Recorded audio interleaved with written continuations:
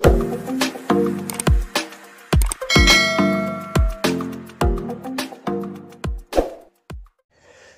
শ্ৰেণীৰ প্ৰথম chapter নিউট্ৰিশন in plants প্ৰশ্ন উত্তৰ বলে আলোচনা কৰিম। 1 নম্বৰ প্ৰশ্ন, হোৱাই ডু অৰ্গেনিজমছ টেক ফুড?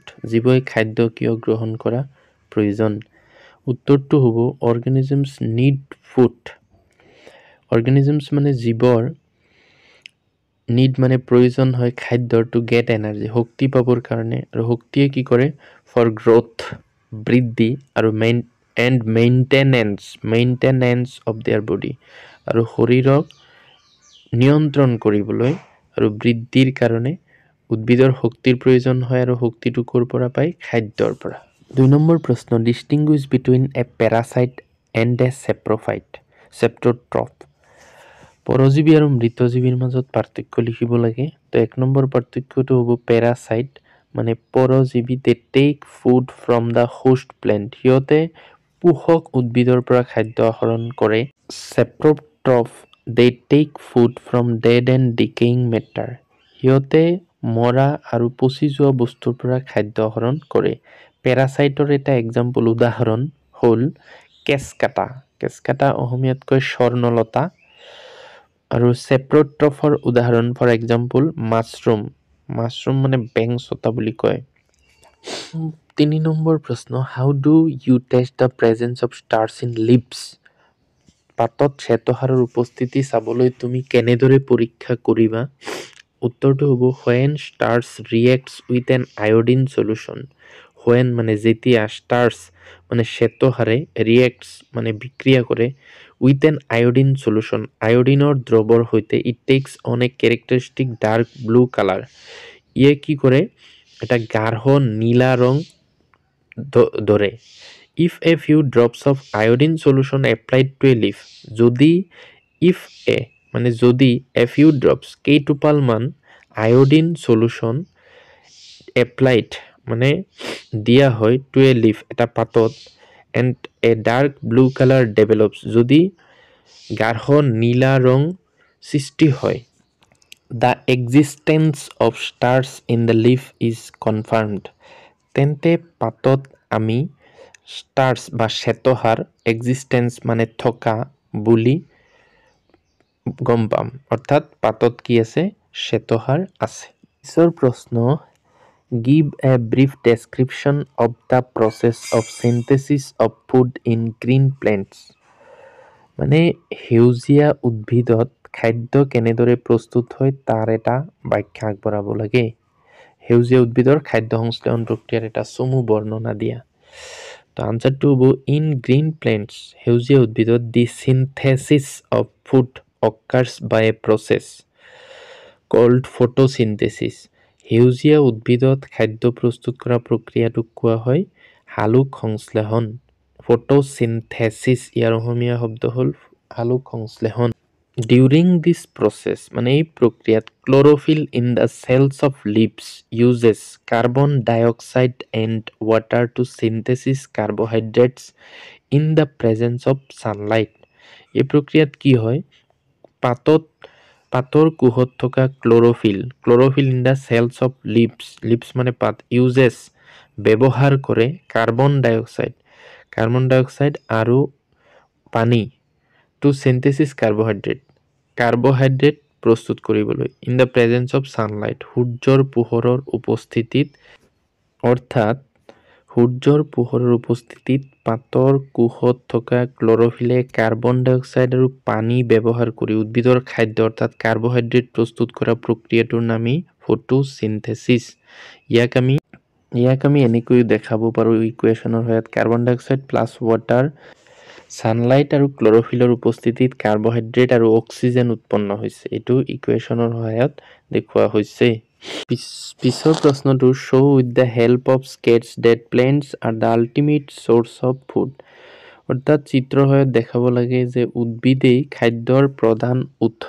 তো এইটো চিত্ৰৰ সহায়ত দেখুওৱা হৈছে যে এটা গছৰ চিত্ৰ দিয়া হৈছে, লাইট এনাৰ্জি আৰু কাৰ্বন ডাইঅক্সাইড ই শুহি লৈছে, কাৰ চিনটো ভিতৰৰ ফালে আছে। তাৰপিছত ইফালে ক্ল'ৰফিল আছে, ৱাটাৰ আৰু মিনাৰেলৰ সহায়ত খাদ্য বস্তু প্ৰস্তুত কৰি অক্সিজেন গেছটো ই এৰি দিছে।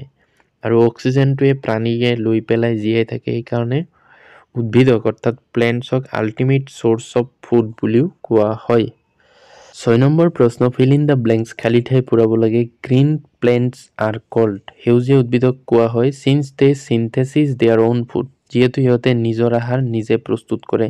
তো ইয়াৰ শুদ্ধ উত্তৰটো হ'ব green plants are called autotrophs, অৰ্থাৎ স্বপোষী বুলি কোৱা হয়।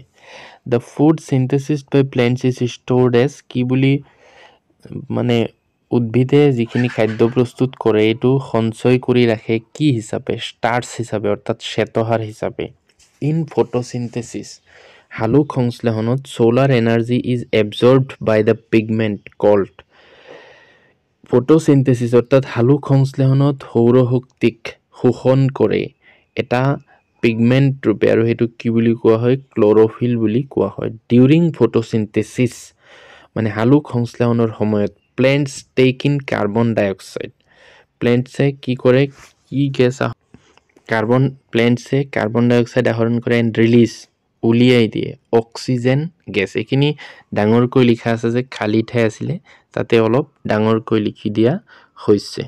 7 নম্বৰ প্ৰশ্ন, নেইম দ্য ফলোয়িং, তলৰবিলাকৰ নাম লিখিব লাগে। A parasitic plant with a yellow slender and branched stem, মানে এটা এনেকুৱা পৰজীৱী উদ্ভিদ যাৰ হালধীয়া স্লেণ্ডাৰ মানে ক্ষীণ আৰু ব্ৰাঞ্চ ঢাকা প্ৰকাশযুক্ত কাণ্ড আছে। তো এইটোৰ নাম হ'ল কেচকাটা, স্বৰ্ণলতা বুলি কয় অসমীয়াত। 2 নম্বৰ প্ৰশ্ন, এ প্লেণ্ট ডেট ইজ পাৰ্চিয়েলি অটোট্ৰপিক, এনেকুৱা এটা উদ্ভিদ যিটো আংশিকভাৱে পিটচাৰ প্লেণ্ট মানে কলহী উদ্ভিদ বুলি কোৱা হয়। The প'ৰ্ছ through which leaves exchange gases, এনেকুৱা ৰন্ধ্ৰ বা ফুটা য'ৰ সহায়ত পাতে এক্সচেঞ্জ মানে উলিয়াই দিয়ে বা ভিতৰলৈ নিয়ে গেছ, সেইটোক কোৱা হয় ষ্টমাটা বা পত্ৰ ৰন্ধ্ৰ বুলি কোৱা, সেই ৰন্ধ্ৰটো পাতত থাকে।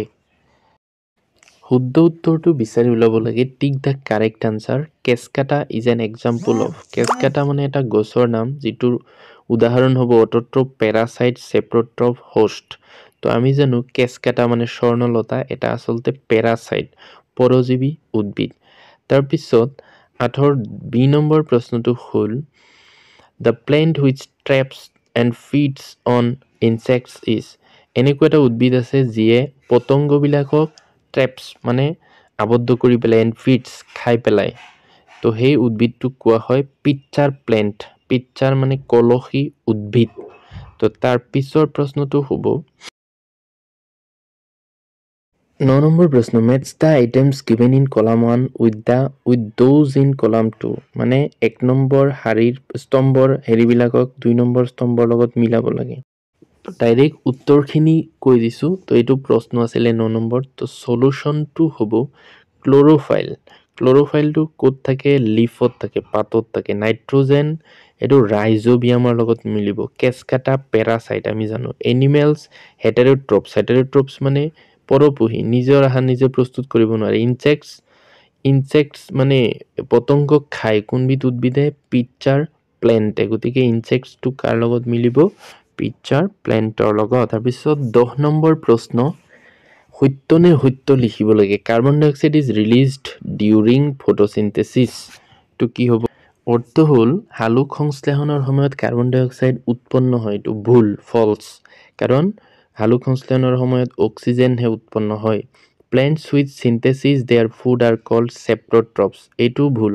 প্লেণ্টছ মানে উদ্ভিদ, হুইচ মানে যিবিলাকে, সিনথেসিস মানে উৎপন্ন কৰে, দেয়াৰ ফুড সিহঁতৰ আহাৰ, কল্ড চেপ্ৰট্ৰপছ, চেপ্ৰট্ৰপছ মানে কি আছিলে, পৰজীৱী, মৃতজীৱী। তো এইটো ভুল, কাৰণ প্লেণ্টছবিলাক আচলতে অটোট্ৰপছ, স্বপোষী, নিজৰ আহাৰ নিজে প্ৰস্তুত কৰে, এইটো কি হ'ব, false, F. 3 number, the product of photosynthesis is not a protein, মানে হালুক সংশ্লেষণৰ উৎপন্ন হোৱা বস্তুবিলাক প্ৰটিন নহয় বুলি কৈছে। তো এইটো কি হ'ব, true. Solar energy is converted into chemical energy during photosynthesis, মানে হালুক সংশ্লেষণৰ সময়ত সোলাৰ এনাৰ্জি মানে সৌৰ শক্তি কনভাৰ্টেড মানে পৰিৱৰ্তন কৰা হয় ৰাসায়নিক শক্তিলৈ। এইটো কি হ'ব, সত্য, কাৰণ পিছৰ প্ৰশ্নটো হ'ল choose the correct option from the following. তলৰ পৰা শুদ্ধ অপশ্যনটো বিচাৰি ওলাব লাগে। Which part of the plant takes in carbon dioxide from the air for photosynthesis. উদ্ভিদৰ কোনটো অংশই বায়ুমণ্ডলৰ পৰা কাৰ্বন ডাই অক্সাইড গ্ৰহণ কৰে? Root hair, stomata, leaf veins, petals. তো এইটোৰ শুদ্ধ উত্তৰটো হ'ব ষ্টমাটা, মানে পত্ৰ ৰন্ধ্ৰই বায়ুমণ্ডলৰ পৰা কাৰ্বন ডাই অক্সাইড গেছ আহৰণ কৰে।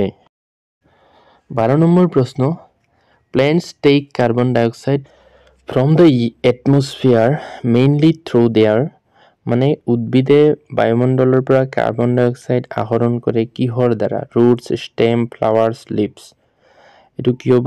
লিভছৰ দ্বাৰা, অৰ্থাৎ পাতৰ দ্বাৰা উদ্ভিদে বায়ুমণ্ডলৰ পৰা কাৰ্বন ডাই অক্সাইড আহৰণ কৰে। 13 নম্বৰ প্ৰশ্ন, why do farmers grow' many fruits and vegetable crops inside the large greenhouses. মানে খেতিয়কসকলে বিভিন্ন ফল মূল আৰু শাক পাচলি মানে বঢ়াবৰ কাৰণে কিয় গ্ৰীণ হাউচৰ ভিতৰত সেইবিলাক তাৰমানে খেতিয়কসকলে এটা নীলা ঘৰৰ নিচিনা বনাই তাৰ ভিতৰতে ফল মূল আৰু শাক পাচলিবিলাক উৎপাদন মানে যাতে সোনকালে বৃদ্ধি হয় সেইটো কিয় ব্যৱহাৰ কৰে? What are the advantages to the farmers. এইটো এডভান্টেজেছ মানে সুবিধা, খেতিয়কসকলৰ কি সুবিধা হয়? Fruits and vegetable crops are grown in large greenhouses because it protects crops from external climatic conditions and provides suitable temperature for the growth of crops. তো এইটো কিয় ব্যৱহাৰ কৰে? বিকজ ইট প্ৰটেক্টছ, এইটোৱে কি কৰে? সুৰক্ষা দিয়ে ক্ৰপছ মানে শস্যবিলাকক ফ্ৰম এক্সটাৰ্নেল ক্লিমেটিক কণ্ডিশ্যন, মানে বাহিৰা যিবিলাক জলবায়ুৰ পৰিৱৰ্তন বা অৱস্থা সেইবিলাকৰ পৰা সুৰক্ষা দিয়ে।